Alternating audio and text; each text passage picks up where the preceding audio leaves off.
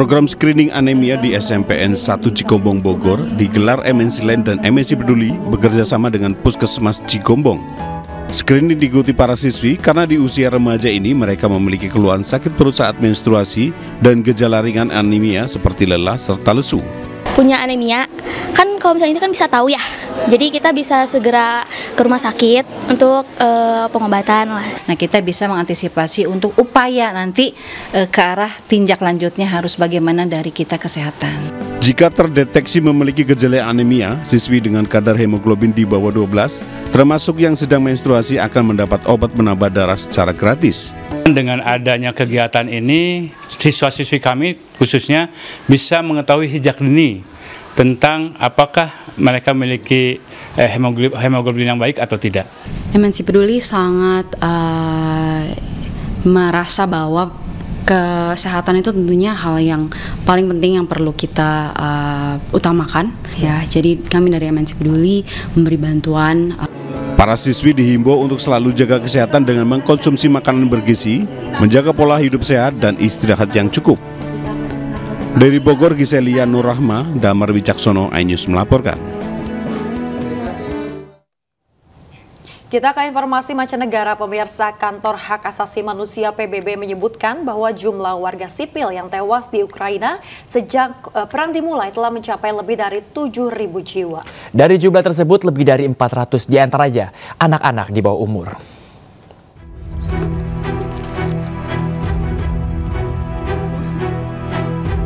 Invasi Rusia di Ukraina dalam setahun terakhir bukan hanya menghancurkan banyak kota di Ukraina dengan serangkaian rudal dan bom.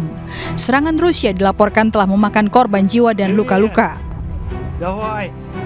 Jumlah korban jiwa sebanyak 7.000 orang lebih, sedangkan korban luka mencapai 11.547 orang. 5 orang terakhir yang tewas dalam pengeboman Rusia di Kherson dan Kharkiv, sementara 170 orang meninggal dunia sejak awal 2023. Presiden Ukraina Volodymyr Zelensky belum lama ini menerima Perdana Menteri Denmark Mette Frederiksen di kota Mykolaiv. Untuk mengakhiri kehadiran Rusia di wilayahnya, Zelensky bersikeras meminta lebih banyak kiriman senjata dari negara-negara barat. Zelensky bahkan menyerukan agar pengiriman senjata dipercepat, termasuk melanggar sejumlah aturan, seperti pengiriman jet tempur. Jerman menolak usulan ini, namun negara-negara barat lainnya menganggap permintaan tersebut tidak berlebihan. Perdana Menteri Polandia Mateusz Morawiecki mengatakan Warsawa akan mengirimkan pesawat tempur F-16. Sementara itu Rusia memanfaatkan fakta bahwa Barat belum mengirimkan kendaraan lapis baja atau pesawat tempur untuk melipat gandakan tekanannya di timur Ukraina. Juru bicara Kementerian Pertahanan Rusia Igor Konashenkov melaporkan kemajuan Rusia di Donetsk Selatan dan di wilayah Zaporizhia. Ratusan ribu orang di kota Paris kembali turun ke jalan menentang reformasi pensiun yang dipromosikan Presiden Emmanuel Macron. Meski penolakan semakin meluas, namun Macron bertekad tetap menyetujui reformasi tersebut di parlemen.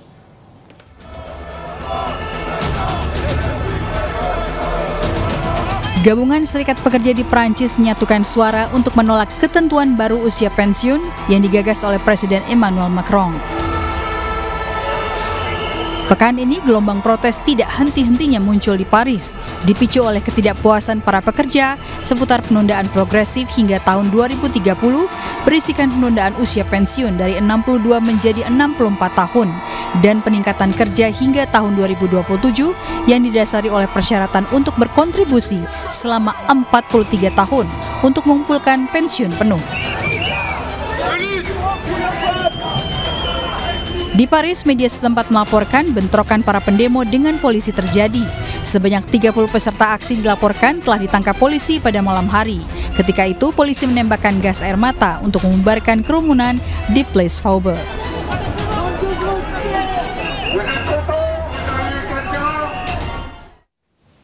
Pasokan senjata dan peralatan ke Ukraina oleh negara-negara barat akan menghambat realisasi perdamaian di negara itu. Hal ini disampaikan oleh Menteri Luar Negeri Rusia pada konferensi pers pasca pertemuan bilateral dengan Menteri Luar Negeri Mesir.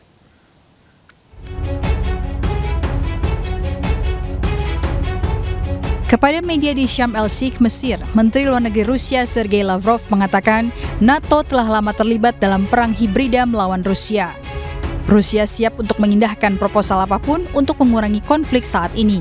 Tetapi Barat mencoba untuk membenarkan pasokan senjata mereka ke Ukraina yang tidak akan membawa perdamaian.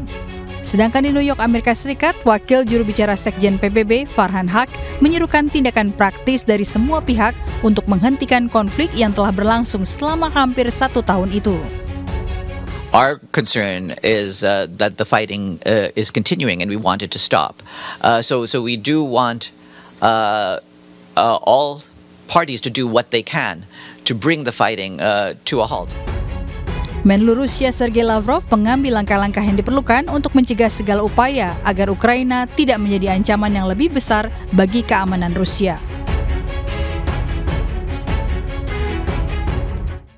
Pemirsa, pemerintah Inggris menindaklanjuti kerjasama di bidang transportasi laut dengan Indonesia yang dituangkan melalui nota kesepahaman.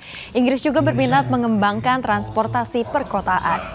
Menteri Ekspor Inggris pada Kamis pagi bertemu dengan Menteri Perhubungan Budi Karya Sumadi membicarakan perkembangan transportasi perkotaan. Inggris dan Indonesia siap berkolaborasi untuk pembangunan perkereta-apian sebagai bentuk dukungan bagi rencana pembangunan infrastruktur berkelanjutan di Indonesia.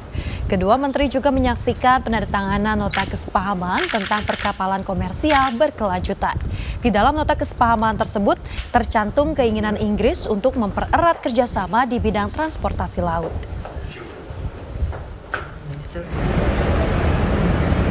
Dengan keketuaan Indonesia di ASEAN tahun ini, Andrew Bowie juga menemui Sekretaris Jenderal ASEAN, Dr. Kau Kim Horn, hari Kamis di kantor Sekretariat ASEAN Jakarta. Kerjasama ASEAN dan Inggris selama ini diwujudkan dalam hubungan perdagangan dan juga investasi yang meningkat dari waktu ke waktu. Menteri Ekspor Inggris yakni Andrew Bowie berharap dapat membawa peluang-peluang yang bisa meningkatkan hubungan Inggris dan ASEAN. Selain upaya mencapai angka 1 triliun pound sterling per tahun untuk ekspor jasa dan manufaktur, Inggris juga akan mendorong pertumbuhan Indonesia dan ASEAN untuk memulihkan perekonomian pasca pandemi. So congratulations on behalf of the UK.